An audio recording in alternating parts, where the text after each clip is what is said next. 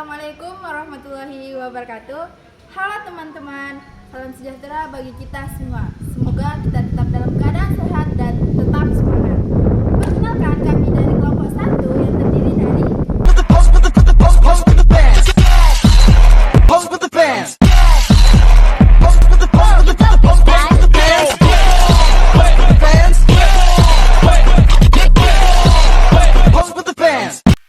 Standby, kamera ready, sound ready, 3, 2, 1, action. Teman-teman, bukannya kita ada tugas itu ya yang tentang learning? Oh, problem-based learning. Nah itu, kenapa gak kita bikin drama aja? Oh iya, boleh deh. Kayaknya itu ya, yang drama itu maksudnya ke PJBLD. Bukannya sama aja ya? Oh enggak, kan itu drama itu menghasilkan karya. Kalau PBL kan fokus pemecahan masalah. Ya enggak sih? Tapi kan drama itu juga proyek dan juga ada acara bekerja sama. Nah, proyek itu kan maksudnya ke PJBL, bukan PBL. PBL kan fokusnya pemecahan masalah dan mencari solusi saja itu. Agar kita tidak salah persepsi, mari kita simak dengan seksama penjelasan dari kelompok kami mengenai problem based learning dan project based learning. Yuk kita simak. Masih semangat kan? Semangat ya, selamat sore ya. Nah, pada pembahasan kali ini kan kita akan membahas tentang PBL sama PJBL. Sebenarnya nih pada abad ke-21, khususnya pada kurikulum merdeka, siswa itu diharuskan untuk menguasai 4C. Apa saja sih 4C itu? Nah, 4C itu dimulai dari collaboration, terus communication, critical thinking, sama creativity. Siswa diharuskan menguasai 4C ini karena pada kurikulum merdeka menuntut siswa itu pada pusatnya, maksudnya sebagai subjeknya, guru hanya sebagai fasilitator. Nah, untuk itu maka pembelajarannya itu guru harus bisa menerapkan, yakni PBL sama PJBL. PBL itu problem based learning, PJBL adalah project based learning. Oleh karena itu kita akan membahas tentang PBL dan juga PJBL. Oke? Pun definisi problem based learning itu adalah suatu model pembelajaran yang berpusat pada siswa, yang dimana proses belajar itu dimulai dari suatu permasalahan nyata yang harus dianalisis dan dicari solusinya.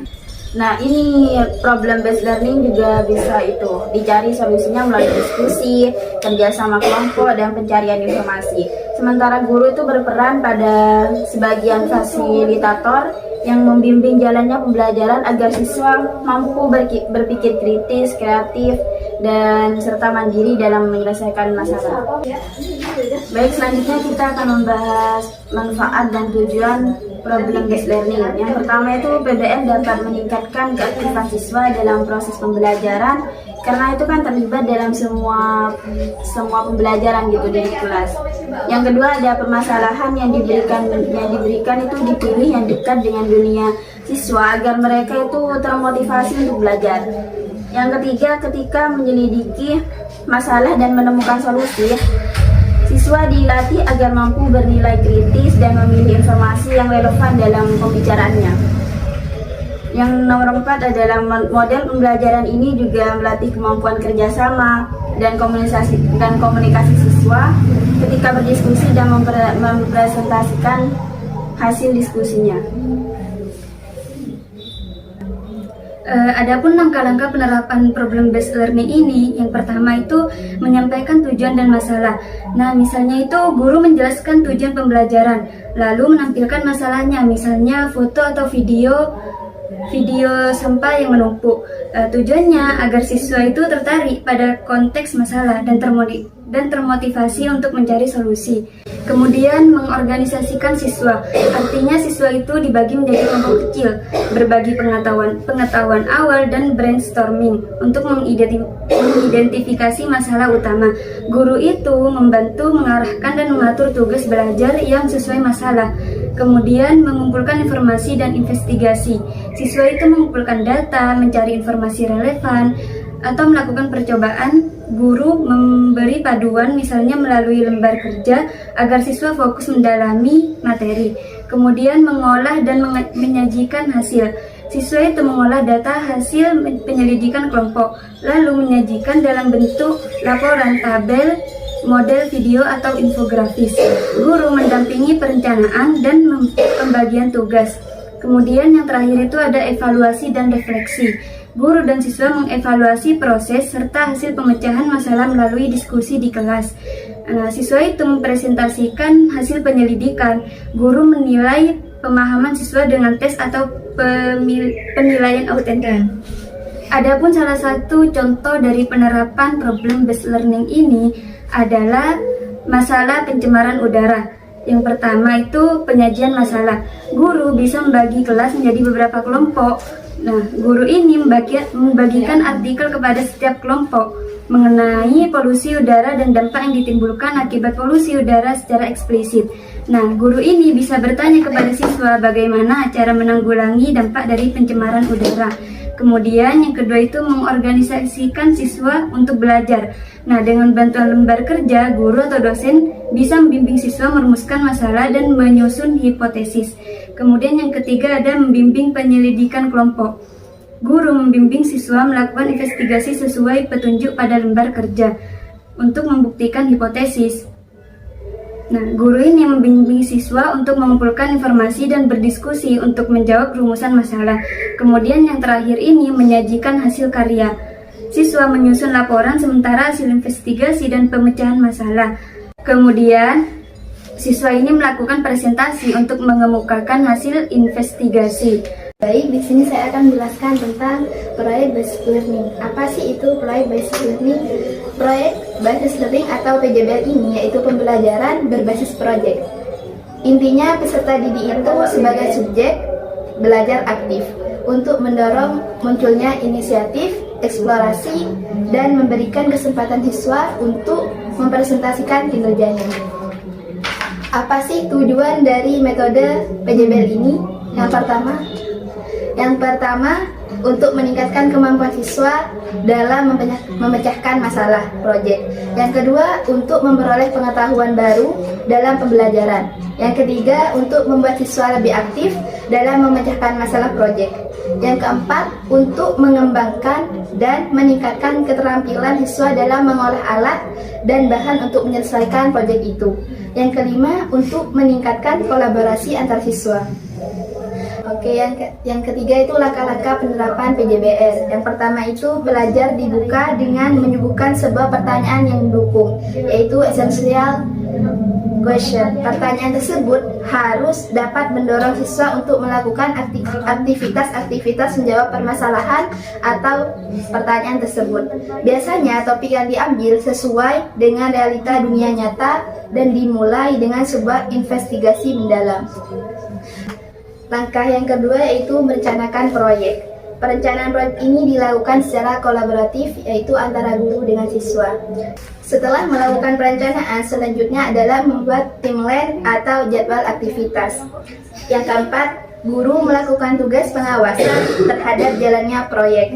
Yang kelima, setelah proyek selesai ini, saatnya untuk melakukan penilaian terhadap produk yang dihasilkan. Yang keenam adalah kegiatan evaluasi. Di akhir proses pembelajaran PJBL ini, guru dan siswa melakukan refleksi terhadap aktivitas dan hasil proyek yang sudah dikerjakan. Baik, sekarang kita masuk pada penerapan nyata project based learning, yaitu bagaimana based learning ini diterapkan dalam kelas dengan sebuah skenario nyata.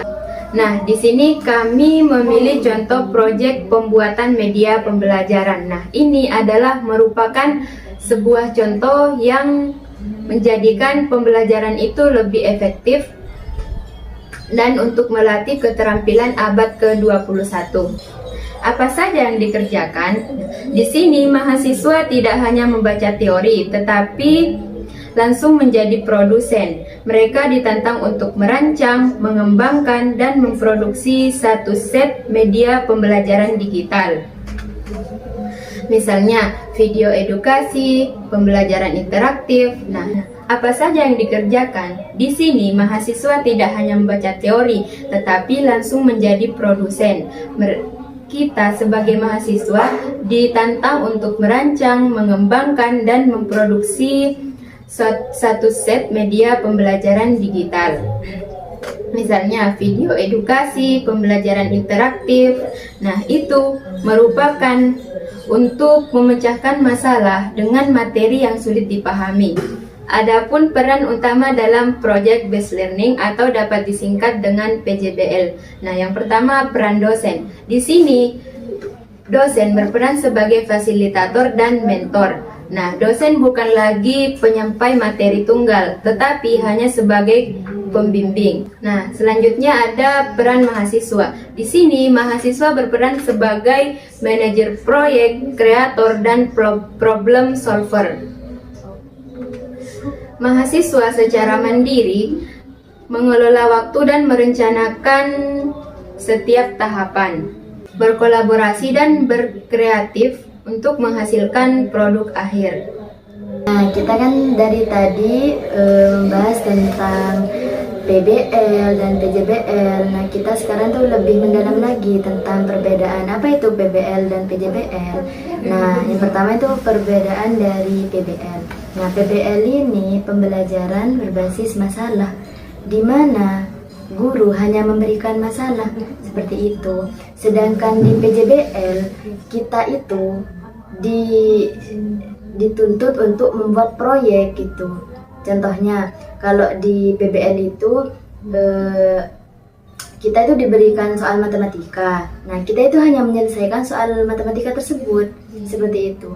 Nah, sedangkan di PJBL kita itu diberikan masalah oleh guru. Nah, kita itu juga bukan hanya menyelesaikan masalah, tetapi kita itu memecahkan masalah dengan proyek dan menghasilkan proyek seperti itu. Dan di PJBL itu dosen tuh hanya membimbing kita yang mencari masalah, yang mencari solusi, yang mencari proyeknya, itu kita. Nah, dosen itu hanya membimbing, sedangkan kalau di PBL itu dosen menjelaskan full seperti itu. Baru kita mencari, dosen memberikan masalah, kita itu mencari dan menganalisis, mencari solusi, sudah sampai di pemecah masalah itu, seperti itu. Berdasarkan pembahasan tadi dapat disimpulkan bahwasanya PBL dan juga PJBL itu saling berkaitan satu sama lain, di mana PBL ini untuk memecahkan suatu masalah sama juga solusinya, khususnya pada kehidupan nyata. Sedangkan PJBL ini menghasilkan proyek, sehingga untuk melatih kemampuan kreativitas siswa maupun mahasiswa. Nah, untuk relevan mana antara PJBL dan juga PBL pada abad 21, tentunya sudah kita bahas tadi, bahwasanya kita juga diskusi mengenai relevan mana, ternyata yang kita pilih adalah PJBL. Mengapa? Karena PJBL ini secara tidak langsung melatih siswa untuk berkreasi, terus komunikasi, kolaborasi atau kerjasama, dan juga critical thinking, berpikir kritis. Karena di dalamnya siswa kan tidak hanya membuat suatu proyek saja, tetapi siswa juga dapat berpikir kritis. Loh, kalau misalnya ini ada suatu permasalahan di dalamnya, bagaimana ya? Apa saja solusinya? Nah, secara tidak langsung di PJBL juga ada penerapan PBL, ya kan? Nah, jadinya kita memilih yang lebih relevan adalah PJBL. Oleh karena itu, siswa seharusnya pada abad 21 ini lebih pendekatannya ke arah PJBL. Semua ini juga merupakan bekal bagi siswa untuk menghadapi tantangan di era digital dan juga pada tantangan global saat ini. Demikianlah presentasi kelompok kami mengenai problem based learning dan project based learning sebagai model pembelajaran inovatif. Semoga apa yang telah kami sampaikan dapat memberikan wawasan dan gambaran mengenai penerapan kedua model tersebut dalam melakukan proses belajar mengajar. Sekian dari kami. Wassalamualaikum warahmatullahi wabarakatuh.